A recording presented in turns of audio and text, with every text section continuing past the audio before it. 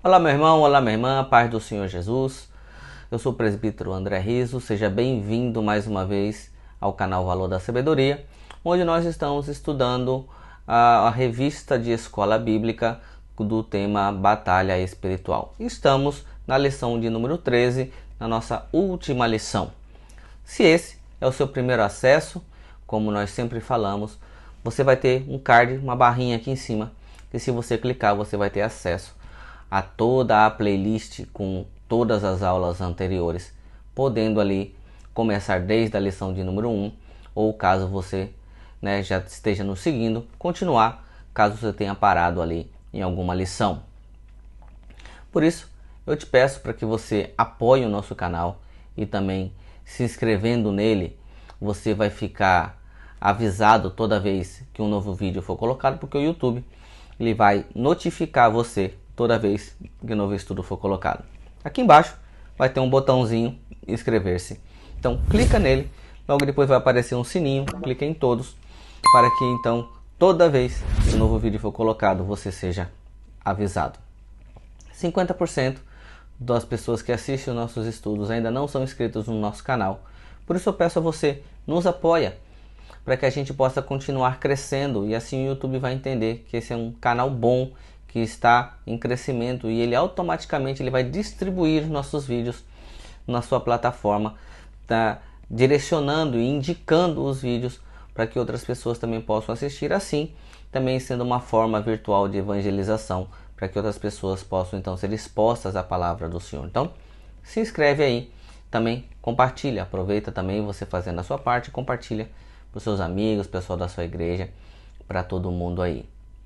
Então vamos começar a nossa última lição dessa nossa revista de escola bíblica com o tema Batalha Espiritual.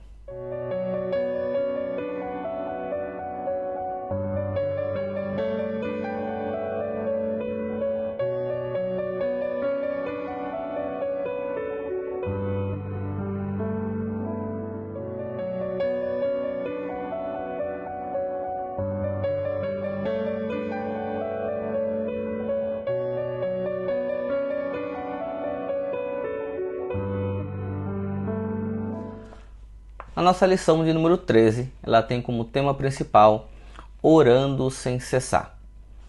Os objetivos desta lição são: ponto 1, apresentar o conceito de oração. Ponto 2, refletir a respeito da oração no Sermão do Monte. E o ponto 3, compreender o significado da oração modelo do Pai Nosso. A nossa leitura bíblica ela encontra-se no livro de Mateus, capítulo 6, do versículo 5 ao versículo 13, que diz assim: E quando orares, não sejas como os hipócritas, pois se comprazem em orar em pé nas sinagogas e às esquinas das ruas, para serem vistos pelos homens. Em verdade vos digo que já receberam o seu galardão.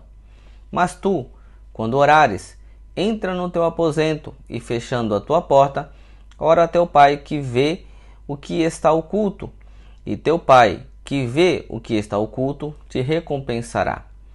E orando, não usei de vãs repetições, como os gentios que pensam que por muito falarem serão ouvidos.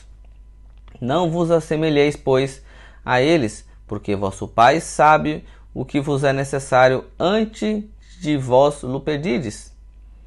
Portanto, vós orareis assim: Pai nosso que estás nos céus, santificado seja o teu nome. Venha o teu reino, seja feita a tua vontade, tanto na terra como no céu. O pão nosso de cada dia dá-nos hoje. Perdoa-nos as nossas dívidas, assim como nós perdoamos aos nossos devedores. E não nos induza à tentação, mas livra-nos do mal, porque teu é o reino e o poder e a glória para sempre. Amém. Então aqui nós temos um exemplo, um modelo da oração dominical dada por Jesus. E também vamos ter como base todo esse ensinamento para entendermos o que realmente a Bíblia fala sobre orar sem cessar e como nós devemos fazer isso. Então, vem comigo, vamos começar então o tópico de número 1.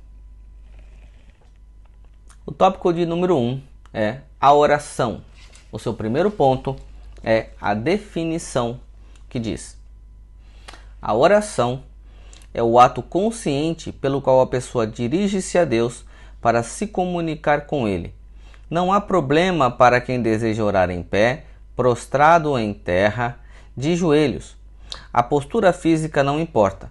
O importante é orar com sinceridade e estar em comunhão com o Senhor Jesus.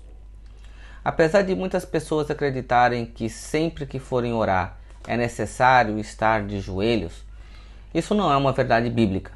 Tá? O importante não é a sua posição física, mas o seu coração realmente voltado e conectado com Deus. Você pode orar deitado, você pode orar em pé, você pode orar prostrado em terra.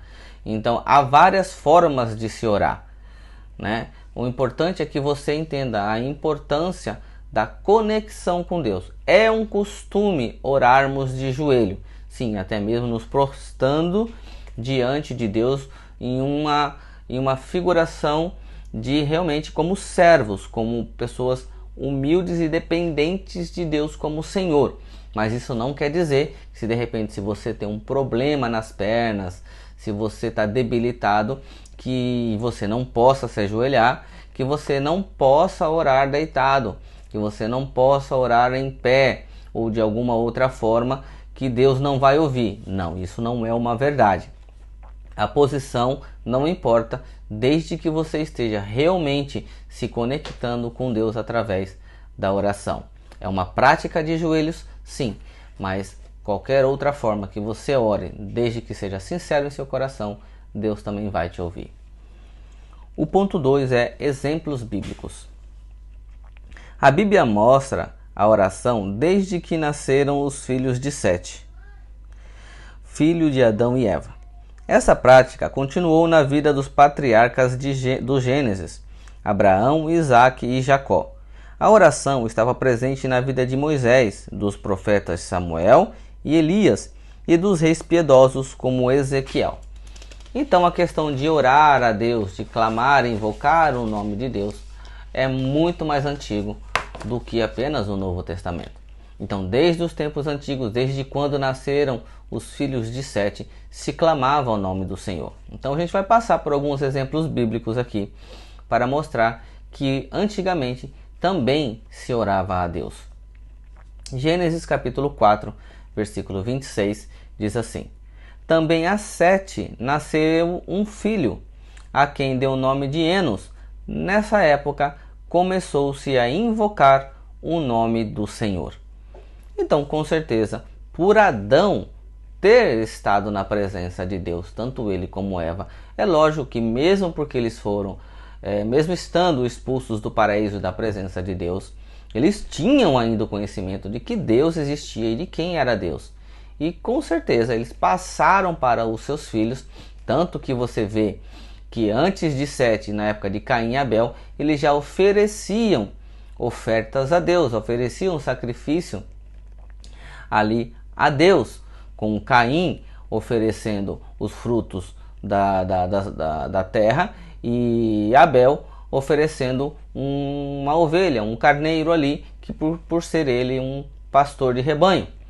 Então Adão e Eva ensinaram os seus filhos sobre Deus. Então diz aqui também que quando nasceram um filho a Sete, então ali nessa época começou-se a invocar o nome do Senhor. Em Gênesis também, no capítulo 20, versículo 17, parte A, aí vai dizer: a seguir Abraão orou a Deus. Então só o princípio do versículo para mostrar então que Abraão ele orava a Deus. Lá em Gênesis capítulo 25, versículo 21, também parte A, diz: Isaque orou ao Senhor em favor de sua mulher. Então nós temos Abraão, temos Isaque também orando ao Senhor. E Gênesis capítulo 32, versículo 9, também parte A, só o início: então Jacó orou. Então nós temos aqui os patriarcas da nação de Israel, Abraão, Isaque e Jacó, e todos eles oravam a Deus. O ponto 3 é Jesus e a prática da oração, que diz: os evangelhos relatam que Jesus orava em secreto continuamente. Mesmo sendo Deus, Jesus estava também na condição humana e, como tal, buscava a dependência do Pai. Jesus é o maior exemplo de oração para os cristãos. Então, ali em Mateus capítulo 14, versículo 23, a gente lê: tendo despedido a multidão, subiu sozinho a um monte para orar. Uma das funções principais de Jesus é vir como homem para nos dar o exemplo, para que a gente saiba que ele também sofreu, passou por tudo que nós passamos e mesmo assim é possível ainda adorar a Deus, mesmo diante de qualquer dificuldade. Então Jesus, ele constantemente se retirava para um lugar deserto, não exatamente um deserto árido, mas um deserto, um lugar sem pessoas, para estar em comunhão com o Pai. Mesmo ele sendo Deus, ele fazia isso para nos dar o exemplo de que nós necessitamos e temos a dependência de Deus, necessitamos buscar a sua presença. Então Jesus regularmente ele se retirava para orar, nos dando o exemplo para que a gente também possa fazer e que nós necessitamos fazer a mesma coisa. O ponto 2 da lição 13 é a oração no Sermão do Monte. O ponto 1, oração nas praças e nas sinagogas, como nós lemos no versículo 5, e diz: Jesus não estava proibindo orar nas ruas, praças ou nas sinagogas. Eram exibições para serem elogiadas pelo público.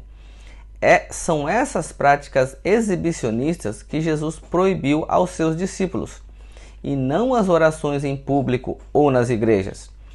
Ele mesmo estava orando no seu batismo, e também orou em público por ocasião da ressurreição de Lázaro. Então, quando Jesus ali fala na questão da oração, dessas pessoas que oram em público, em pé, ele não está falando contra a oração, mas o motivo pelo qual ele está fazendo daquela forma.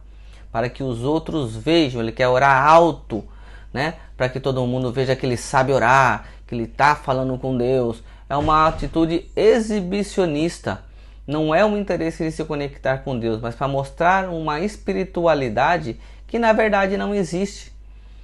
Essas pessoas que fazem isso, às vezes estão orando, quer orar mais alto que o pastor quando ele está puxando uma oração inicial, ou quando é uma oração em grupo, a pessoa começa a gritar em oração para falar mais alto que os outros. Então a gente tem que ter cuidado com isso. As pessoas podem, mas nós temos o controle da oração. Então não há necessidade de que todo mundo fique ouvindo a sua oração. Ore em secreto, entre em contato com o Pai, entre no seu secreto com Ele. Se você estiver em grupo, você pode orar, mas tenha o bom senso da tonalidade da sua voz, porque não é necessário gritar aos ventos, porque na verdade você está mais querendo se exibir do que realmente querendo se conectar com Deus. A gente vai ver em Lucas, no capítulo 3, versículo 21, que vai mostrar ali Jesus orando também. Quando todo o povo estava sendo batizado, também Jesus o foi, e enquanto ele estava orando, o céu se abriu. Então Jesus orou ali em público. Enquanto ele estava sendo batizado, diz então, enquanto ele estava orando, o céu se abriu. Então não há o problema de orar em público, mas como se ora, qual o sentido da forma com que você está orando.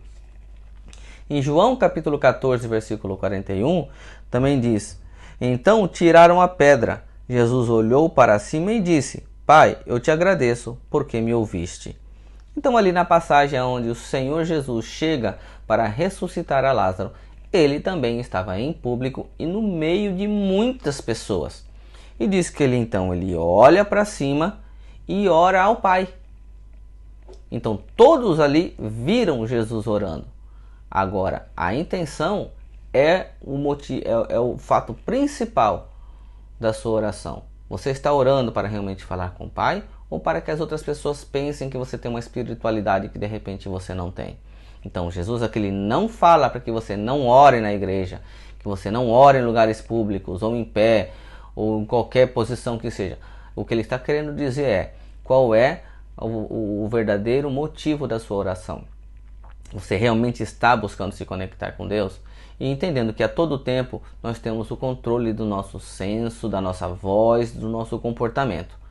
Então não é uma questão de você dizer, não, levado pelo Espírito. Porque o Espírito não é um espírito de confusão. Então nós temos total controle das nossas faculdades mentais quando oramos. Então que a gente tenha bom senso também sempre que orar, porque isso pode nos mostrar uma falsa espiritualidade. O ponto 2 é a oração em secreto.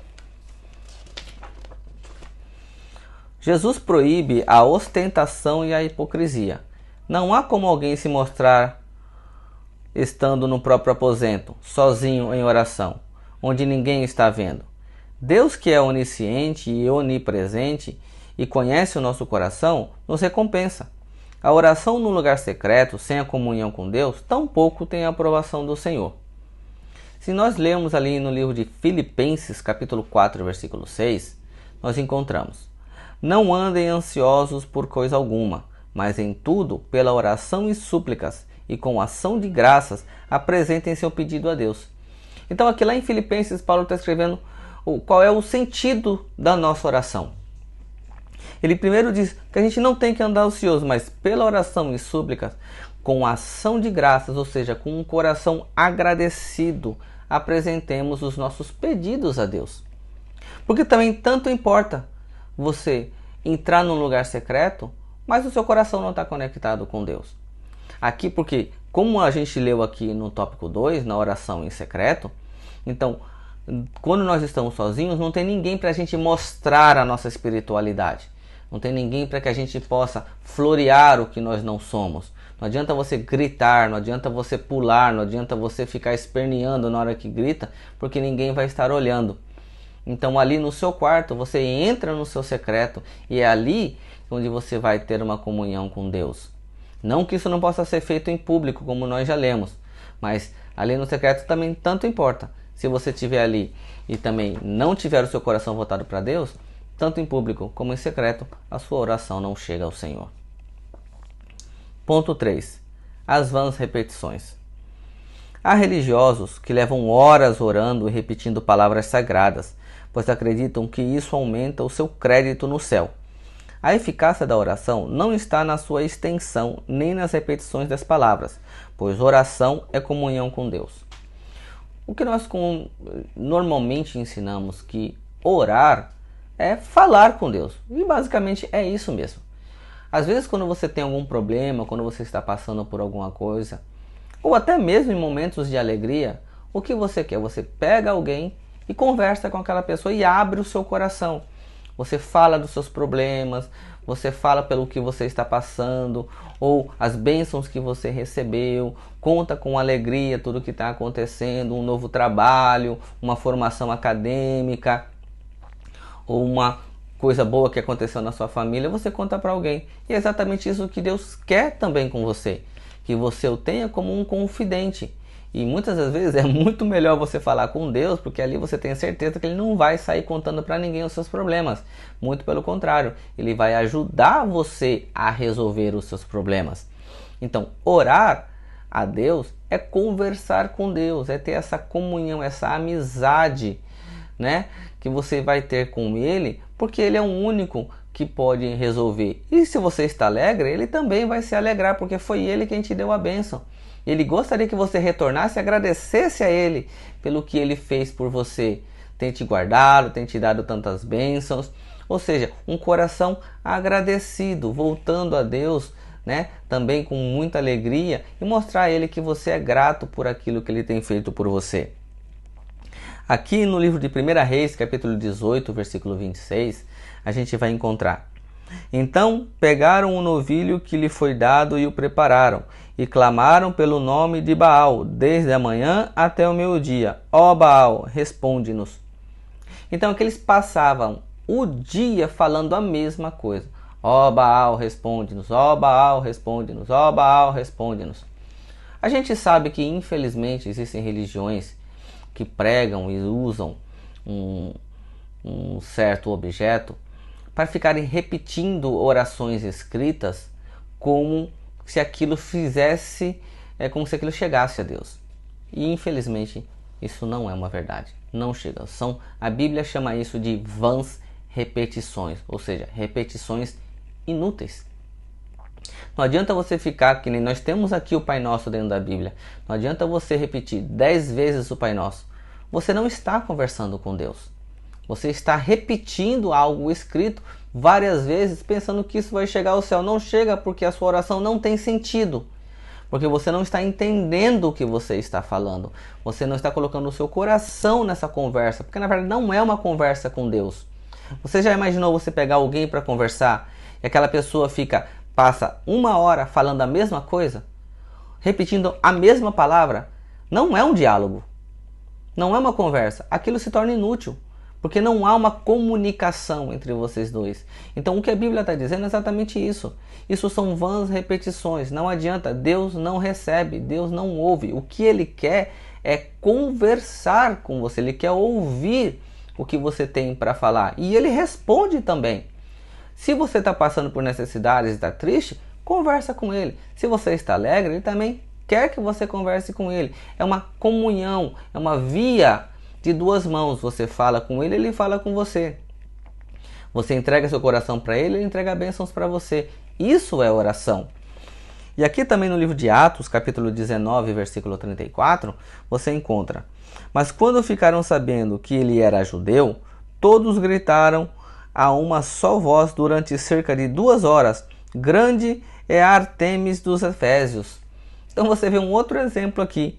Quando descobriram ali que era judeu, todos eles passaram 1 hora, 2 horas, gritando a mesma frase: grande é a Ártemis dos Éfesos, grande é a Ártemis de Éfesos. O que isso significa? Primeiro, que era um deus pagão. Na verdade não existe, só existe um Deus. E ficavam repetindo a mesma coisa. Não aconteceu isso lá no Monte Carmelo? Passaram o dia repetindo, falando a mesma coisa. No entanto, quando o profeta de Deus orou, bastou falar uma vez, pum, fogo do céu, e consumiu todo o holocausto. E assim foi com o profeta Elias. O ponto 4 é entendendo o ensino de Jesus.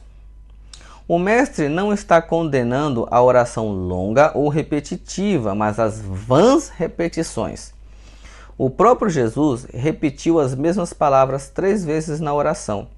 Jesus passou a noite orando no monte. Com certeza essa oração não foi curta. Ele nos ensina a orar sem nunca desanimar. Então a gente entende que o problema são as vãs repetições, onde não existe um diálogo com Deus. Jesus na oração, ele falou, conversando com Deus, ele fez um pedido 3 vezes. Mas existia um diálogo com Deus. E isso nós vamos ver aqui no livro de Mateus, no capítulo 26, do versículo 39 ao 44, que vai nos dizer assim: indo um pouco mais adiante, prostrou-se com o rosto em terra e orou: meu pai, se for possível, afasta de mim este cálice. Contudo, não seja como eu quero, mas sim como tu queres. Então voltou aos seus discípulos e os encontrou dormindo. Vocês não puderam vigiar comigo nem por 1 hora? Perguntou ele a Pedro. Vigiem e orem, para que não caiam em tentação. O espírito está pronto, mas a carne é fraca. E retirou-se outra vez para orar. Meu pai, se não for possível, afasta de mim este cálice, sem que eu o beba. Faça-se a tua vontade. Quando voltou de novo e os encontrou dormindo, porque seus olhos estavam pesados, então os deixou novamente e orou pela 3ª vez, dizendo as mesmas palavras. Então a gente vê aqui Jesus por 3 vezes, quando ele volta a orar, ele pedindo ao Senhor: Senhor, passa de mim. Senhor, se não for possível passar de mim, mas que faça a tua vontade. Então, em um diálogo, ele repetiu o seu pedido, mas não eram vãs repetições sem sentido algum. Existia um diálogo com Deus. Ele não ficou repetindo a oração do Pai Nosso 10 vezes, sem um sentido de conversa. Não eram palavras repetidas. Ali ele estava clamando a Deus algo que ele estava sentindo, uma angústia no seu coração, que já foi explicada na lição anterior. Então, ele não está sendo contra você falar com Deus coisas repetidas, no sentido de pedir a Deus várias vezes a mesma coisa. O que ele está dizendo são repetições que não expressam um diálogo com Deus. Essas Deus não recebe. Lá em Lucas capítulo 18, versículo 1, a gente também encontra: então Jesus contou aos seus discípulos uma parábola, para mostrar-lhes que eles deviam orar sempre e nunca desanimar. Então a oração não é hoje ou amanhã, ou só hoje ou amanhã. É uma vida de oração. Não é um dia de oração. Nós temos que ter uma vida de oração com Deus, sem cessar e sem desanimar, sempre crendo que Deus vai agir a nosso favor, uma vez que a gente ande correto diante de Deus e as nossas orações sejam orações corretas. Que a gente saiba pedir para que tudo que Ele nos der seja revertido também para a sua obra e não apenas para o nosso próprio benefício. O ponto 3 do nosso estudo é o Pai Nosso. O ponto 1 é o nosso Deus. Diz: o Pai Nosso é uma oração modelo e não o que devemos orar. Pai Nosso que estás nos céus. Essa forma de se dirigir a Deus é peculiar ao Novo Testamento, pois os justos do Antigo Testamento nunca usaram. A liberdade que temos de chamá-lo de Pai é um dos grandes privilégios dos cristãos. Essa bênção foi mediada por Deus. No Antigo Testamento você não vai encontrar as pessoas, ao orarem a Deus, ao falarem com o Senhor, o chamarem de Pai. Isso é algo que vem no Novo Testamento através de Cristo Jesus, porque sendo Ele o unigênito de Deus, nós nos tornamos cordeiros com Ele das bênçãos do Senhor, das suas heranças, por sermos filhos recebidos como filhos por adoção, tendo Ele também então como Pai. Mas isso é algo do Novo Testamento, porque no Antigo eles não o chamavam assim. Nós encontramos ali em Romanos capítulo 8, versículo 15, que diz: pois vocês não receberam um espírito que os escravize para novamente temer, mas receberam o espírito que os adota como filhos, por meio do qual clamamos Abba Pai. Então essa expressão Abba Pai, no caso aí papai, de uma forma mais sentimental, ela vem no Novo Testamento como um relacionamento íntimo de pai e filho entre nós e o nosso Deus. O ponto 2 é as nossas necessidades. O pão nosso de cada dia dá-nos hoje. Inclui tudo aquilo que o nosso corpo necessita. Jesus nos ensina a sermos moderados em nossos desejos e pedidos. Isso remete também à confiança na provisão de Deus. O perdão é outro ponto importante. Perdoa-nos as nossas dívidas. Já fomos perdoados, mas estamos sempre expostos ao pecado.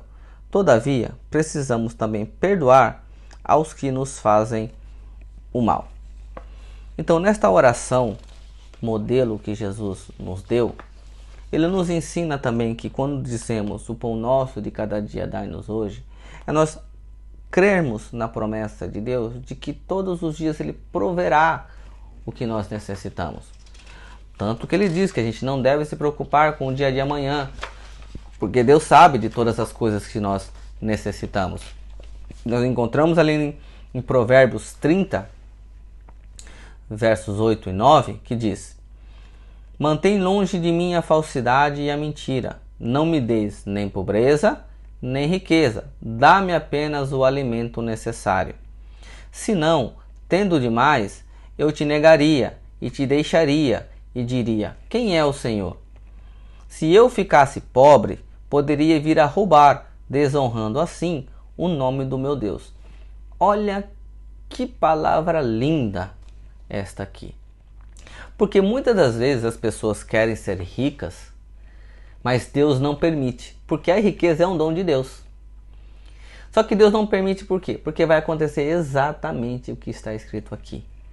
porque eu, sendo rico, deixarei a ti, me afastarei do Senhor e direi: quem é o Senhor? Ou seja, eu não preciso de Deus, porque eu tenho tudo o que eu preciso. Mas também da mesma forma, mas também, Senhor, não me deixa passar necessidade. Não me deixa ficar pobre para que eu não venha ter que roubar para comer e assim desonrar o nome do Senhor. Olha que coisa mais linda. Então é isso que o Senhor faz com o justo. Ele pode fazer com que você seja uma pessoa rica financeiramente na terra? Pode. Mas infelizmente isso não é para todos. Nem todos têm a capacidade de ter riquezas materiais e mesmo assim permanecer na presença do Senhor. Nós temos na Bíblia homens e mulheres que eram ricos, mas que não se corromperam por causa do dinheiro e permaneceram na presença de Deus. Porém, da mesma forma, nós temos também passagem daquele jovem rico que chega a Jesus pedindo, perguntando como ser salvo. Ele diz: vende tudo que você tem, dá aos pobres e segue-me. Ele então ficou triste e foi embora. E Jesus então diz: é mais fácil passar um camelo pelo buraco de uma agulha do que um rico entrar no reino dos céus. Mas não quer dizer que não exista, que um crente não pode ser rico, mas é que o amor ao dinheiro é o raiz de todos os males, como assim está escrito na palavra do Senhor. Então, nem todo mundo pode ser financeiramente, materialmente rico, porque muitas pessoas, se assim receberem, abandonarão o Senhor. Mas também, por outro lado, todos aqueles que são fiéis ao Senhor, eu tenho certeza que Ele provê o pão de cada dia. Se nós formos gratos por aquilo que o Senhor nos dá, não iremos ficar chorando pelo que ainda não temos, mas sim vamos ter paz e alegria no pouco com o Senhor. Também ali no livro de Mateus, capítulo 6, versículo 31 a 36, diz assim: portanto, não se preocupem dizendo: o que vamos comer, ou o que vamos beber, ou o que vamos vestir, pois os pagãos é que correm atrás dessas coisas, mas o Pai Celestial sabe que vocês precisam delas.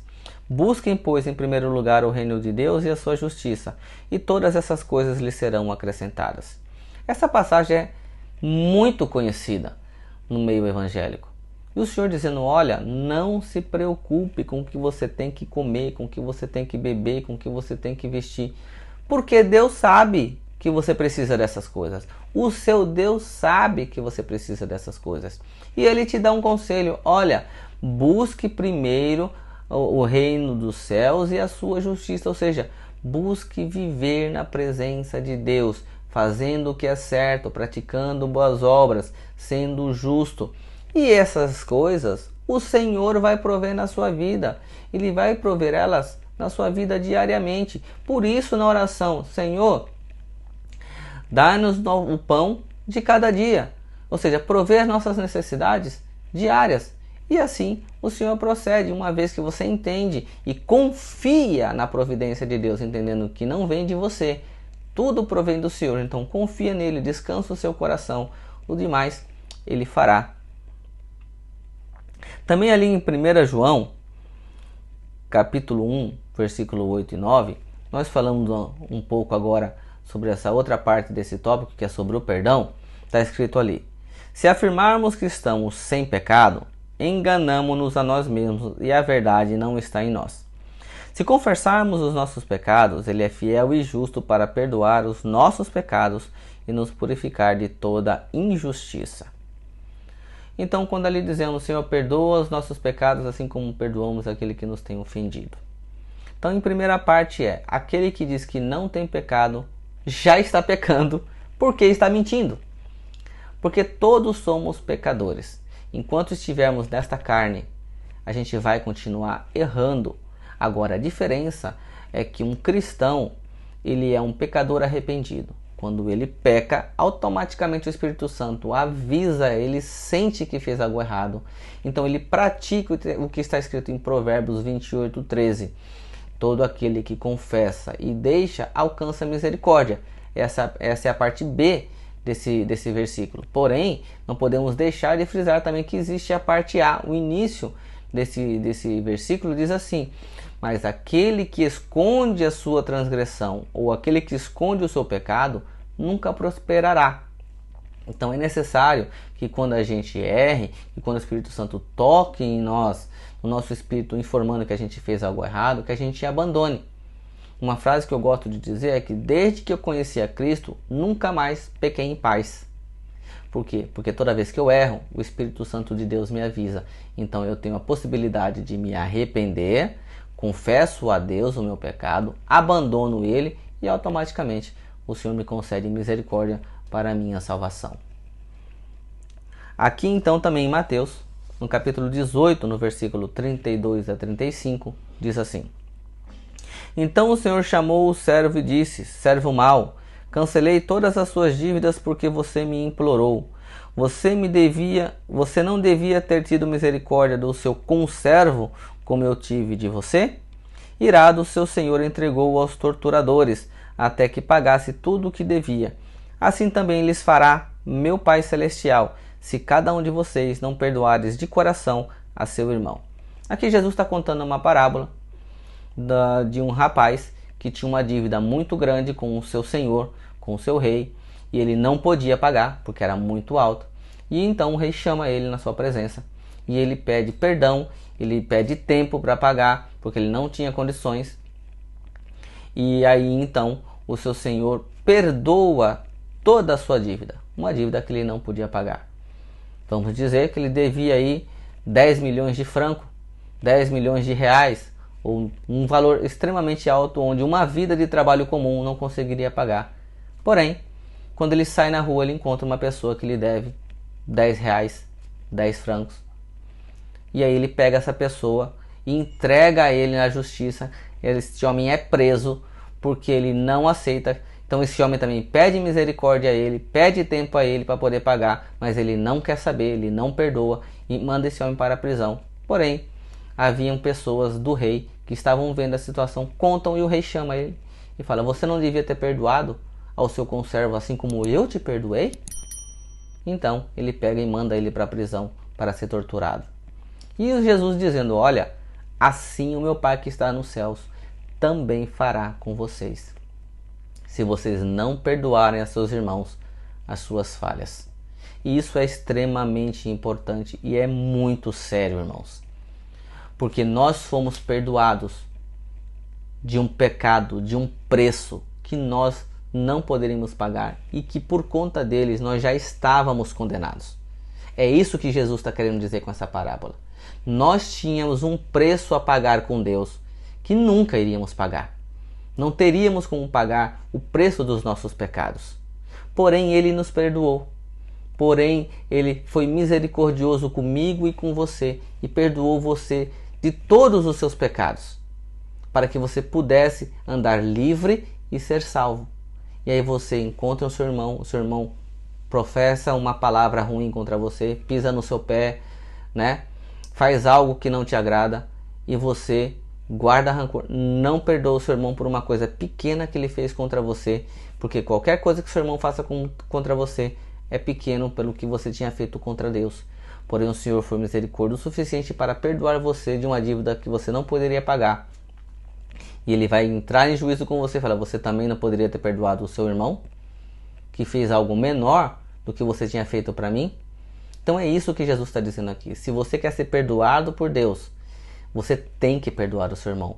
Porque essa passagem ela é muito séria, dizendo: se você não perdoar o seu irmão, o teu Pai Celestial também não te perdoará.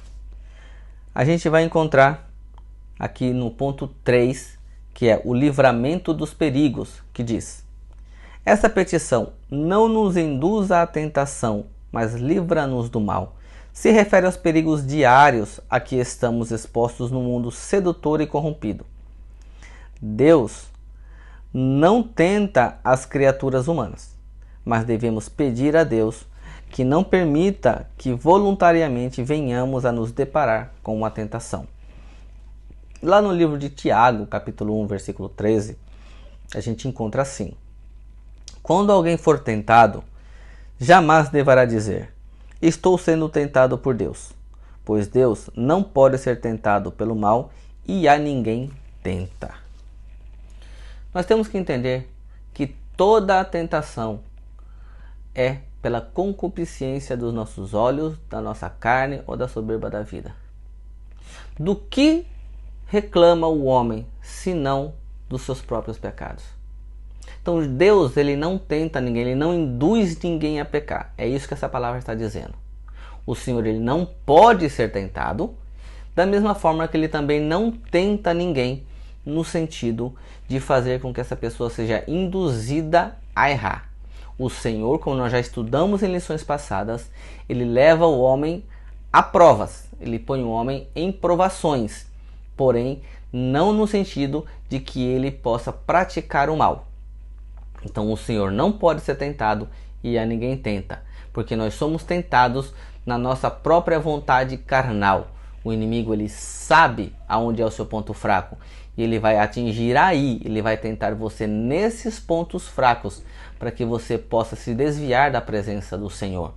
Então ele entende se você tem problemas com álcool, se você tem problemas com drogas, se você tem problemas com prostituição, se você tem problemas com pornografia, ele vai usar os seus pontos fracos, porque você é tentado na concupiscência dos seus pecados, nos seus pontos carnais mais frágeis. Por isso que nós temos que estar em constante oração para que a gente possa nos guardar de toda a investida do inimigo nesses nossos pontos fracos, para que eles sejam eliminados na nossa vida, que o nosso homem carnal realmente ele esteja morto quando descemos ao batismo e que ele não venha voltar à tona para nos atrapalhar na nossa vida espiritual, pois nós temos que andar em espírito, como nós estudamos na lição sobre discernimento. Nós temos que andar de acordo ao Espírito, não mais por vista, mas por fé. Então é necessário que a gente entenda que sempre que nós somos tentados nas nossas fraquezas carnais. E Deus não tenta o homem, Deus não induz o homem a errar para perder a salvação. Isso não provém de Deus. Conclusão. Chegamos então ao fim desta lição. E a conclusão diz: concluímos que a oração deve ser uma prática contínua e não ser recebida como um mandamento, mas como uma necessidade que temos da dependência de Deus. Então a oração, ela é a forma de nos conectarmos com Deus, termos intimidade com Ele e comunhão com o nosso Deus. Então a oração nada mais é do que nós entrarmos em um momento de papo, conversar, como se alguém estivesse sentado ao seu lado, sabendo que esse é o seu melhor amigo, esse é o seu pai amoroso, é uma pessoa que nunca vai te trair e nele você pode confiar. Então, o que essa lição nos ensina? Que não adianta nós ficarmos repetindo palavras escritas como se isso chegasse a ele, porque o que ele quer é conversar com você. Você pode orar ao Senhor em qualquer lugar. Você pode estar no seu trabalho, ali trabalhando, limpando, mexendo no que for que seja a sua profissão ali, e mesmo assim estar em espírito de oração, conectado com Deus, falando com o Senhor, Senhor me ajuda aqui, ou pensando nas coisas, ou agradecendo a Deus, louvando um hino, né? Ali na sua mente, estando conectada com Deus 24 horas. Então a oração ela é mais do que apenas se ajoelhar. A oração é estar conectado com Deus o tempo inteiro. É você estar sempre vivendo em espírito de oração, conversando com Deus. Se tem uma dúvida, o que fazer, algo vai acontecer. Senhor, o que eu faço? Senhor, por onde que eu vou? Então, tendo essa conexão com Ele, porque Ele vai estar a todo momento ao seu lado, conversando e te direcionando através do seu Santo Espírito. Nós temos que entender que o pecado, ele não tem espaço para as pessoas que querem andar com o Senhor. Como nós lemos lá no livro de Mateus, capítulo 26, quando Jesus está falando ali com seus apóstolos que estavam adormecidos. Falou, olha, vigiai, o espírito está pronto, mas a carne, ela é fraca. O que acontece é que muitas pessoas têm usado de uma forma errada esse versículo. A pessoa peca, aí vai, mas lá a Bíblia diz, né, que a carne é fraca. Não é isso que esse versículo não está dando para você uma desculpa para pecar. Ele está dizendo, olha, ao contrário, vigia, ora, fica vigilante. O espírito está pronto, mas a sua carne, ela é propensa a pecar. Então você continue em oração, continue vigiando. Ela não está dizendo, olha, use, eu sei que a carne é fraca, você pode pecar. Esta passagem não diz isso. Ela diz muito pelo contrário. Fique em vigilante oração e em constante oração, e em vigilância, porque a sua carne vai estar sempre inclinada ao pecado. Não é desculpa para ninguém pecar, porque nós temos um Deus que nos guarda, que nos protege e que nos direciona. Então que a gente entenda essa lição, orando sem cessar, no sentido de estarmos sempre conectados com Deus. Uma vez que você está onde você for, o Senhor está contigo, a sua mente, o seu espírito está conectado com Deus. Aonde você entrar, você será abençoado. Onde você sair, você será abençoado. O que você tocar será abençoado, porque o Senhor está constantemente com você. Você vai para a igreja, Deus já está com você. Você está na sua casa, Deus está com você. Você está dormindo, Deus está com você. Você está trabalhando, Deus está com você. Você está na escola, Deus está com você. E assim é uma verdadeira vida cristã. Então, sempre em constante oração. Se precisar orar em pé, ore. Deitado, ore. Ajoelhado, ore. Trabalhando, ore. O importante é estar sempre conectado com Deus em oração e em comunhão através das suas súplicas. Muito bem. Terminamos então a nossa revista de escola bíblica com o tema Batalha Espiritual. Foram 13 lições que nos ensinaram muito. Foram ricos ensinamentos, temas maravilhosos que nos ensinaram que a nossa luta não é contra a carne, não é contra o sangue, é nas regiões celestiais. Quem é o nosso inimigo? Quem pode nos ajudar? Como devemos batalhar? Quais são as nossas armas? Como devemos nos portar? Quem é que batalha por nós? Qual é a nossa função nesta batalha? Então eu espero realmente que tenha sido de ricas informações e que você tenha crescido espiritualmente com essa lição, porque ela foi de grande bênção na minha vida.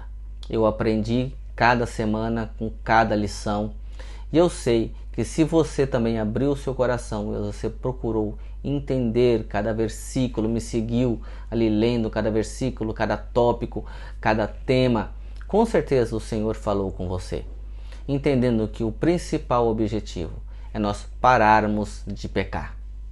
Porque a nossa luta não é contra a carne ou contra o sangue, não é contra o seu irmão.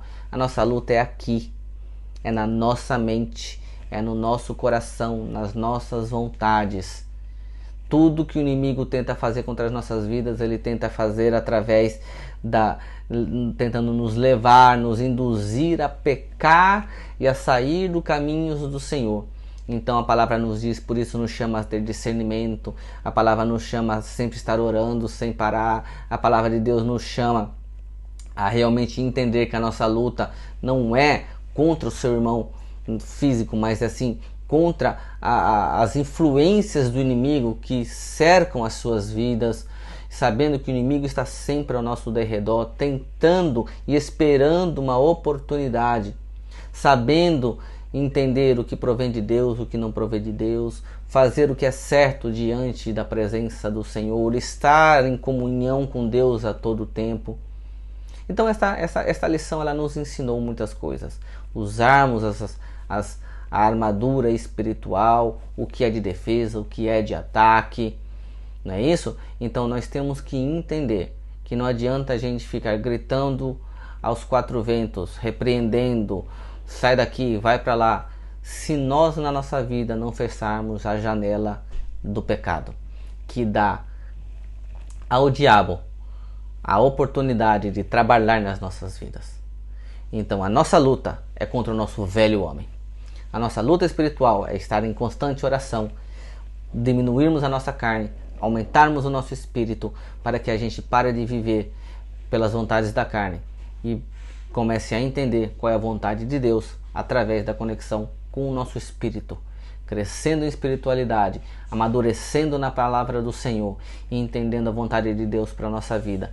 Assim, a gente é protegido por Deus, porque é o Senhor quem batalha por nós. O limite para que o diabo opere na nossa vida vem do Senhor. Nós não temos autoridade sobre o diabo. Nós não temos condições de lutar diretamente contra ele. É nas regiões celestiais, quando Deus dá a sua ordem, quando Deus olha para nós como olhou para Jó. Viste o meu servo Jó, homem íntegro e fiel, que se desvia do mal? Então, o exemplo de Jó é o que Deus quer ver em nós. E aí vem o limite de Deus para que o diabo opere na nossa vida. Porque, como nós vimos ali também no livro de Judas, o próprio arcanjo Miguel, quando contendia com o diabo, não ousou proferir palavra de juízo. Ele, que é o arcanjo de guerra, antes disse: o Senhor te repreenda. Então é o Senhor que limita a ação do inimigo contra as nossas vidas. Então a nossa luta é contra nossos desejos, a nossa carne, contra toda a tentação do inimigo contra as nossas vidas, para sermos guardados pelo Senhor, porque é Ele que dá ordem aos seus anjos ao nosso favor. Eu te agradeço de coração por ter ficado comigo até o fim nessas 13 lições. Vamos começar uma nova revista. Você será avisado aí no nosso canal. Por isso eu te peço mais uma vez, se inscreve, não deixa de se inscrever, para que você seja avisado de todos os estudos e a nova revista que nós vamos começar a estudar. Clica no botão inscreva-se, clica no sininho aí, porque toda vez que a gente colocar um vídeo aí, você vai ser avisado. E se você gostou dessa lição, com certeza as outras que vierem também vão ser de um conteúdo que vai enriquecer o seu coração e vai te aproximar cada vez mais de Deus através do estudo da sua palavra. Porque esse é o objetivo desse nosso canal, estudarmos juntos a palavra de Deus. Então, se inscreve, peço mais uma vez, clica no sininho. Também deixa o seu like, clica no gostei aí para nos ajudar também com este vídeo e compartilha com todas as pessoas que você conhece para que elas possam também estudar junto com a gente e a gente montar aí uma grande escola virtual de estudo da Bíblia, que com certeza vai ser enriquecedor para muitas pessoas. Então, mais uma vez eu te agradeço por ter ficado comigo e espero te ver então na nossa próxima revista, na nossa próxima lição. Visita lá o nosso canal, visita também a nossa página da internet www.valordasabedoria.com. E se quiser entrar em contato comigo, só escrever lá um e-mail, mandar uma mensagem pelo próprio site e a gente pode conversar de forma privada, ok? Então, agradeço. Fiquem todos com a paz do nosso Senhor e Salvador Jesus Cristo.